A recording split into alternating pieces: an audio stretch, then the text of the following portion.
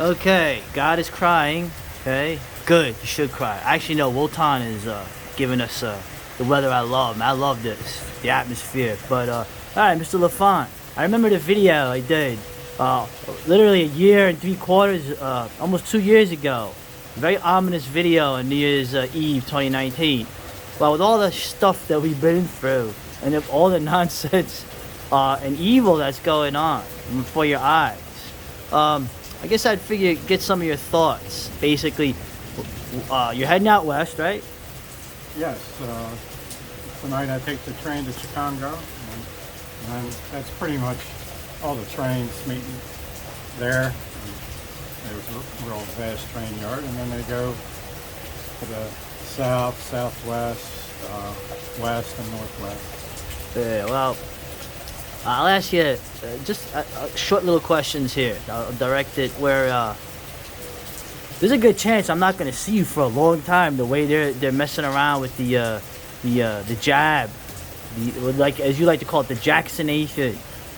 And this is going on Odyssey too. Don't worry, guys. It was really cool coming east during the peak of the shamdemic in 2020 in April. But this year I came east in March. My friend was sick. I didn't find out until I got here. So I ended up staying in Pittsburgh for about a month. That was after being out west. You could be in the most paused place in the west, and it's not as bad as being in a traditionalist place in the east. You could be.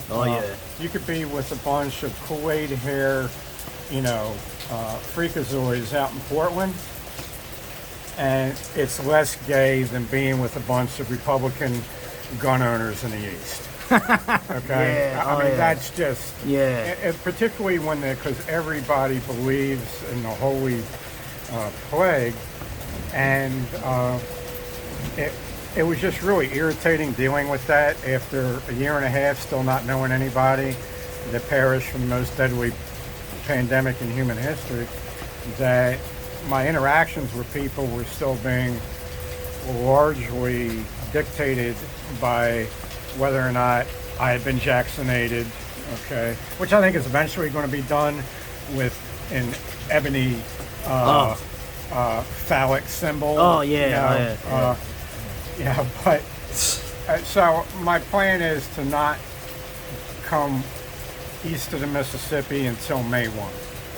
Okay. I just think you got to buy train tickets ahead of time. I think it just makes more sense logistically. All right. Yeah, I'm gonna miss you, but you know what? Like I said, you always have wherever I'm at, and our allies, our network out here of a network of just friends. Okay, feds. You always have a place coming here, but I feel you. I feel everybody, even people that I thought would know better, like a mutual friend of ours the other day. Everybody's buying all this shit. Okay, but all right. So the next question I'll ask you, which is probably terrible to ask you, but everybody's gonna do it. What are your predictions for the rest of this year? Forget next year. We don't even know. They're already pushing this stuff now in summer. It's still August. What are your thoughts of the next 6 months? Well, I don't think you have to make specific predictions because the way social control has run for the past 2 years is really identical. There's been some evolution, they've smoothed it out, but we are already in a post-agrarian seasonal feudalism, where before people were, to a large extent, controlled by the seasons, and the rulers were pretty certain they weren't going to get up to any mischief during the winter. They would be shut into their mud huts, trying not to get soaked to death. I think what we're looking at now is a future where we will have media seasons. Whatever they're going to use to control youth, largely through the media, particularly in the U.S., because the United States is dominated by the media. What they've got this year, what they did in 2021 over 2020, is all of the major league sports are totally on board with everything, and they're actually pushing it. So that means that they got a lock on the American soul. Yeah. So I think you're looking at 95% plus compliance to media edicts alone. And I think we've just, for the rest of our lives, we are going to see seasonal lockdowns. And I think it has to do with this. For the past 4 years, it's been unseasonably wet and cool in the east. The interesting thing is I spent July in Baltimore traditionally. It's so hot you want to puke. Oh yeah, 98% humidity, yeah. 90 to 102 miserable degrees. Place in the summer. Just miserable to the point where you can't go outside in the summer and get any relief. You people in the West, like in the Rocky Mountains, I don't care how hot it is during the day. When the sun goes down, you go outside and cool off. Yeah, yeah. That's never been that way in the big eastern cities. No. I stayed with 4 different households in the Baltimore area, and everybody complained about how hot it was. It's never been this hot before. But it has. It was less heat than normal during the day. And uniquely, every single night in Baltimore through June and July was cool. Yeah. You could go outside without sweating, even though it was very high humidity. And the thing is, I would bring this up to people I was sitting with, and they'd say, well, we don't go outside anymore. It just becomes a lot easier to lie to people about reality when they're disconnected from nature. Yeah, because nature is the most basic reality. And people will remember all of the news about the record high temperatures.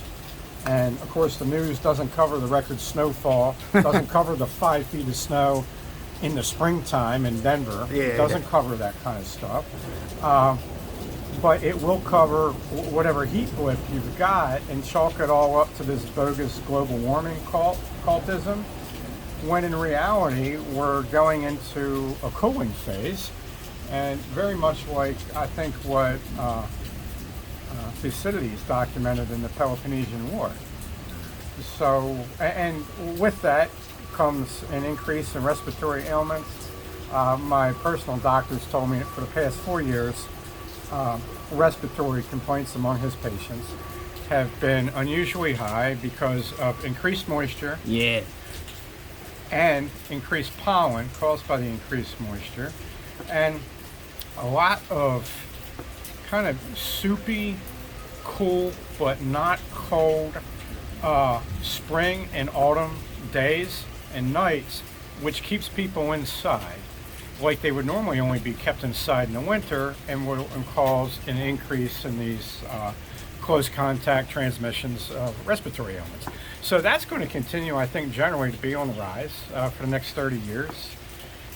If this is just a blip, if it's like the Maunder minimum, the next 30 years could be unseasonably cool and cold, but there's a chance that could be dipping us into something bigger that lasts longer. So I think the people in charge know that. That's why they've been developing more sophisticated and less force required, more media manipulation methods of social control. If there ends up being a food shortage, and you've already got people indoctrinated into locking down, then your food riots are going to be less extensive and more easier to control, and they'll be immediately obvious, more importantly. We're going to go to part 2 in 1 second, guys. Hold on.